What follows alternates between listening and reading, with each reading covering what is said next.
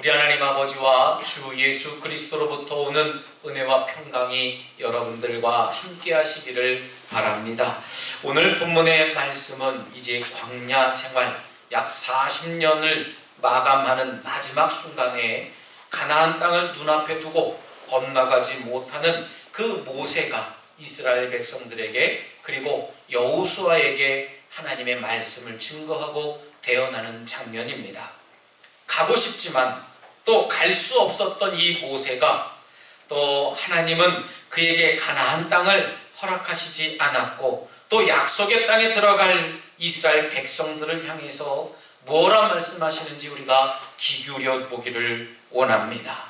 여러분, 이 모세는 충분히 가나안 땅에 들어갈 만한 자격도 되었고 또 그만한 지도력을 가지고 있었습니다.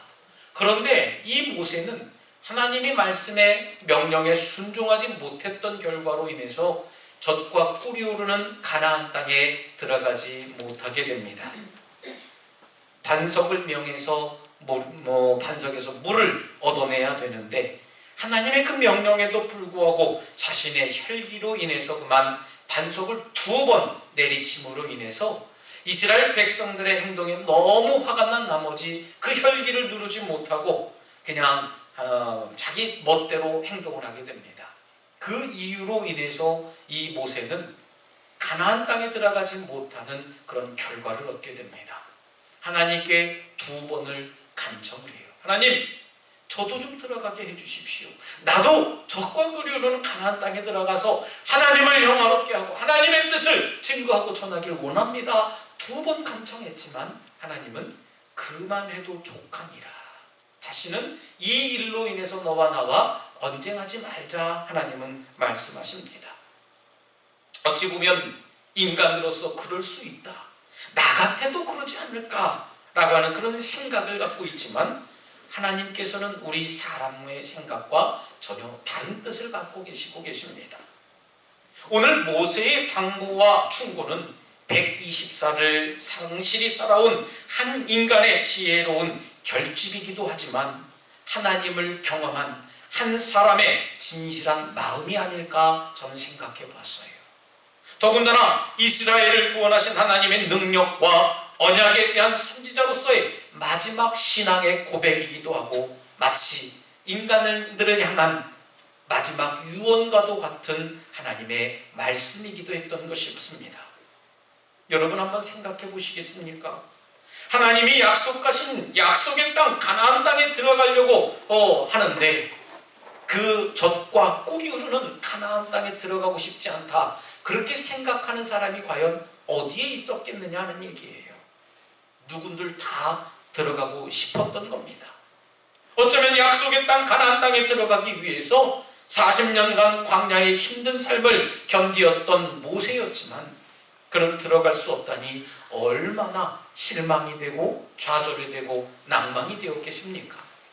그래서 이 모세는 하나님께 2번을 간청했던 것이었습니다. 하나님께서는 그만해도 족하다, 다시는 이 일로 너와 이야기하고 싶지 않다라고 하는 마음을 주셨지만 이제 이 모세는 그 말씀에조차도 순종하게 됩니다. 그래서 이 마지막 설교를 통해서 이스라엘 백성들에게 하나님이 어떤 마음을 갖고 계시는지, 하나님이 너희들을 향해서 무슨 마음을 주고 계시는지를 이 시간 말씀을 통해서 증거하려고 했던 겁니다. 만일 여러분들이 모세의 입장이라고 한다면 모세처럼 그렇게 쉽게 하나님의 말씀에 순종할 수 있을까요? 아마 떼굴떼굴 굴러가며 너무하지 않습니까? 하나님, 내가 하나님께 어떻게 했는지 아시잖아요. 내가 하나님 말씀에 그렇게 됐는데 그 한 것 하나 때문에 젖과 꿀이 흐르는 땅에 못 들어간다니요, 약속을 못 지켰다니요, 하나님 내가 무엇 때문에 고생했는지 알지 않습니까? 하면서 내 공지세를 다 이야기하지 않았을까 생각이 들어요. 이제 하나님 안 믿을 거예요. 이제 하나님 계심을 나는 모르겠습니다. 아마 그렇게 선언했을지도 모른다는 겁니다.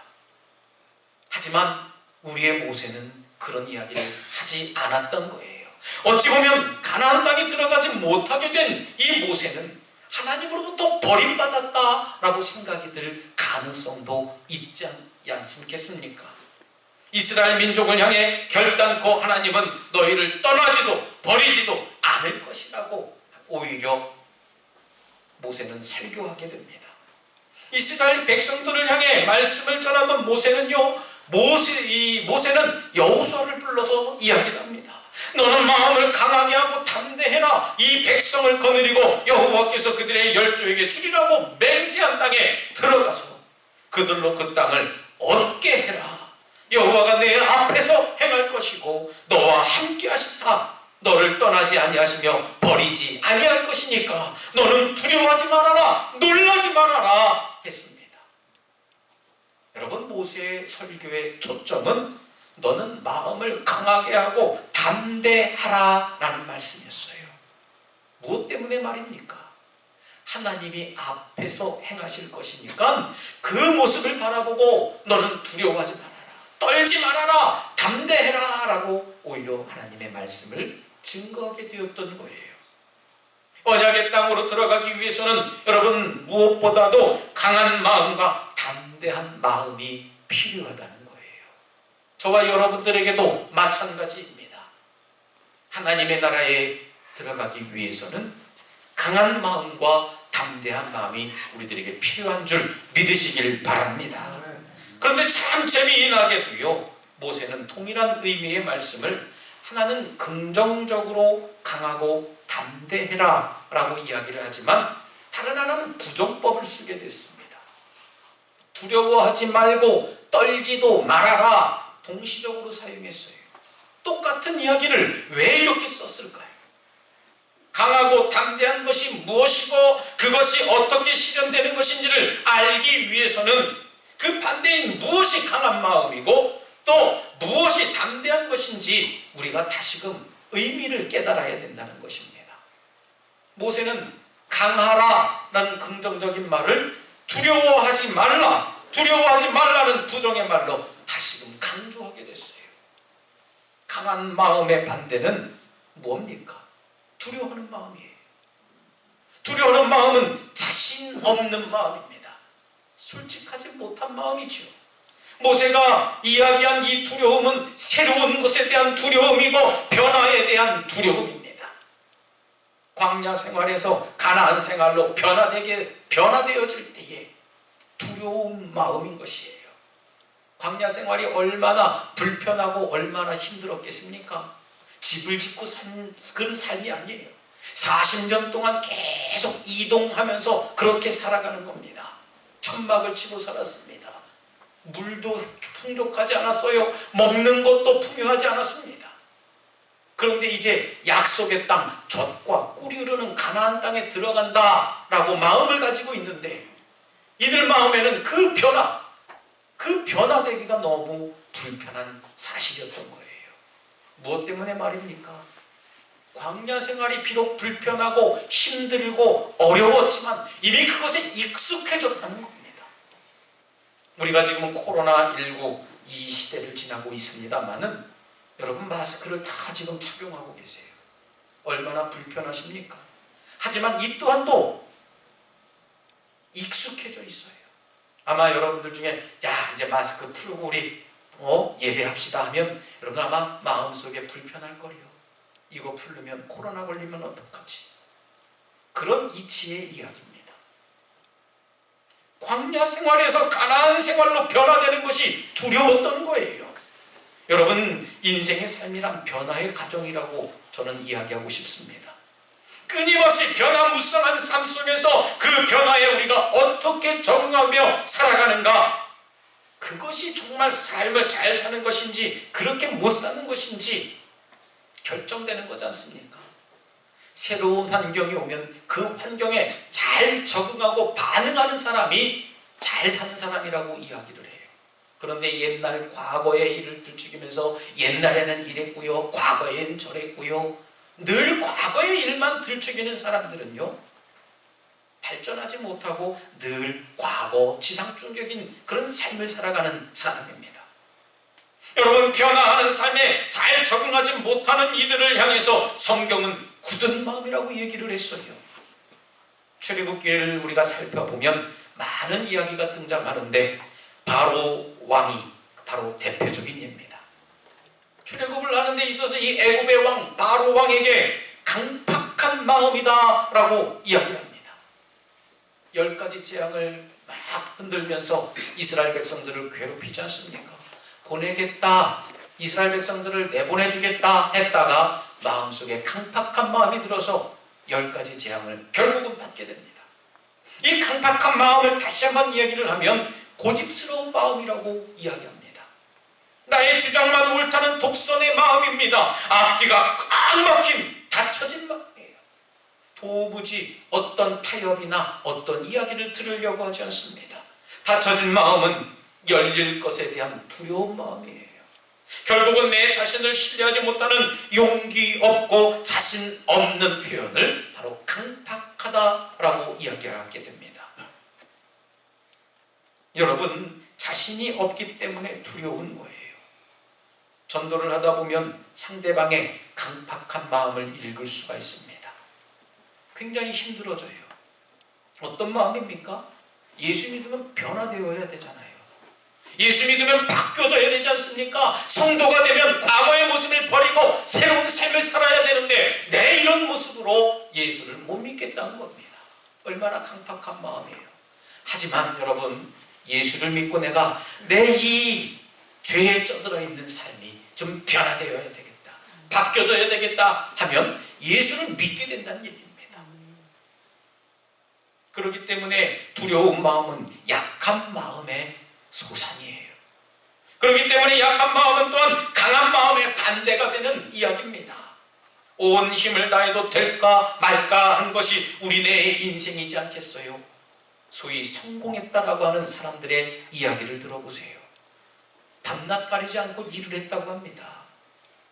정말 남들보다 열심히 일을 했다고 했어요. 그렇게 매진하면서 살아갑니다. 실패하고 좌절했어도 온 마음과 정성을 다해서 강한 마음과 독한 마음을 갖고 살아갈 때에 성공할 수 있었다라고 하는 그런 이야기를 들어보게 됩니다.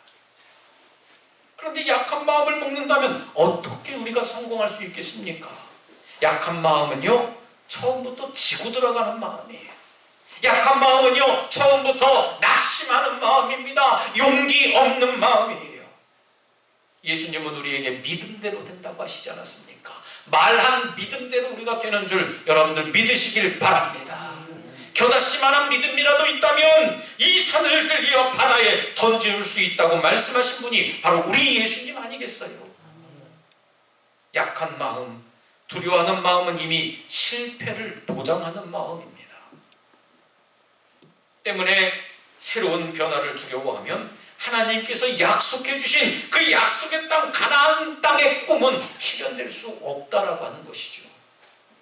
그러기에 모세는 두려워 말라고 부정의 말로 강한 말, 그 강하라라고 하는 긍정의 말로 대치시키고 있는 겁니다.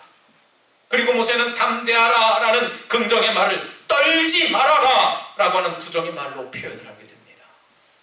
역시 담대한 마음의 반대는 뭡니까? 떨리는 마음이에요. 떨리는 마음은 뭐예요?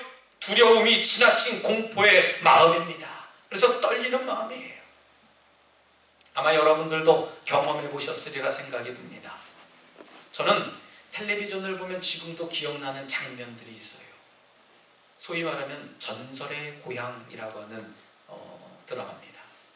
거기에 보면 구미호가 나오고요, 얼마나 괴기가 무섭게 나오는지 지금 보면 아유 시시하다, 웃으면서 보고 그러는데요, 제가 초등학교 시절에는 이 전설의 고향 그 흑백 텔레비전을 보면서도요, 얼마나 그게 무서운지 몰랐어요. 무서운 장면만 나오면 손을 이렇게 가리고 가끔씩 이렇게 보고 벽 뒤로 숨어서 몰래 빼꼼하면서 보려고 했었습니다만은 저희 누님께서도 이야기를 해요. 그렇게 하면 더 무서우니까 차라리 봐라, 그때만 무서우면 되지 않냐. 납득이 되질 않아요. 그 무서운 장면을 보고 잠자리에 누우려고 보면 깜깜한 밤에 여기저기서 속삭이는 그런 소리들이 마치 괴기가 움직이는 소리처럼 무서워서 공포에 떨었던 기억이 있습니다. 여러분, 귀신의 공포에 떨면 귀신에 사로잡히게 되고요, 병의 공포에 떨면 병에 걸리고야 마는 것이 우리네 삶입니다. 실패의 공포에 떨면 실패하고 마는 것이 우리네 삶입니다. 그러기에 떠는 마음은 목표에 이르기 전에 이미 져버린 마음이에요. 진 마음입니다. 해보기도 전에 마음이 이미 져버린다면 어떠한 일도 할 수 있는 것이 없습니다. 일을 하기 전에 어떠한 일을 한다면 여러분, 그것은 비겁한 부정한 방법이에요. 똑같은 출발선에서 경쟁을 해야 그것은 올바르고 정직한 정의로운 방법이지요. 경기선에 서기 전에 내가 먼저 어떤 방법을 썼다, 그건 부정한 방법입니다. 그래서 용기의 반대는 비겁하다라고 이야기를 하는 겁니다. 요즘에는 많이 과학이 발전이 돼서 운동선수들도 정직한 방법으로 힘을 기르는 게 아니고 약을 복용을 하면 더 몸이 세어진다고 합니다. 약물 복용을 했다고 하지요. 부정한 방법입니다. 이와 같이럼 비겁한 방법은 뭡니까? 용기가 없기 때문에 내가 부정한 방법을 써서라도 이기려고 하는 잘못된 모습이라는 얘기예요. 여러분, 비겁하지 않기 위해서는 떨지 않아야 됩니다. 용기가 있어야 돼요. 떨면 요단강을 건널 수 없는 것이었습니다. 비겁하면 가나안 땅을 우리가 차지할 수 없는 것처럼 말이죠. 그렇기 때문에 모세는 담대해라, 긍정의 말을 떨지 말아라 라고 하는 부정법을 표현한 부정의 표현으로 이야기한 거예요. 그러면 강하고 담대한 마음은 과연 무엇이고 어떻게 하면 그런 마음을 우리가 가질 수 있겠습니까? 성경은 정확하게 얘기를 합니다. 임마누엘 되신 전능하신 하나님만 신뢰하면 우리가 강하고 담대한 마음을 얻을 수 있는 줄 믿으시길 바랍니다. 할렐루야. 임마누엘이 뭡니까? 임마누엘은 하나님을 신뢰한다, 하나님이 우리와 함께 계시다 라고 하는 그런 뜻으로 하나님을 신뢰할 때 생기는 거예요. 하나님은 우리 앞에 앞서서 행하시고 하나님은 우리와 함께 계시는 하나님이기 때문에 너는 두려워하지 말아라, 담대해라 라고 여호수아에게 이야기를 했던 겁니다. 모세는 증거합니다. 여호와 그가 내 앞서 행하시며 너와 함께 하사 너를 떠나지 아니하시며 버리지 아니하시리니 너는 두려워하지 말라, 놀라지 말아라 했어요. 임마누엘 하나님은 우리 앞에서 행하시고 우리와 함께 하시기 때문에 우리는 강하고 담대한 마음을 품을 수 있다는 사실을 여러분들 믿으시길 바랍니다. 그래서 우리는 강하고 담대한 삶을 살아갈 수 있는 거예요. 사랑하는 우리 독수가족 여러분, 오늘 이 시간 우리는 강하고 담대하라 라고 하는 하나님의 음성을 듣습니다. 강하고 담대함은 두려워하지 말고 떨지 말라는 이야기예요. 무엇이 우리를 두렵게 합니까? 무엇이 우리를 떨게 합니까? 두렵고 떨게 한 그 무엇은 임마누엘 하나님께서 우리의 앞서 우리와 함께 계시기 때문에 강력하게 떨쳐낼 수 있는 줄 믿으시길 바랍니다.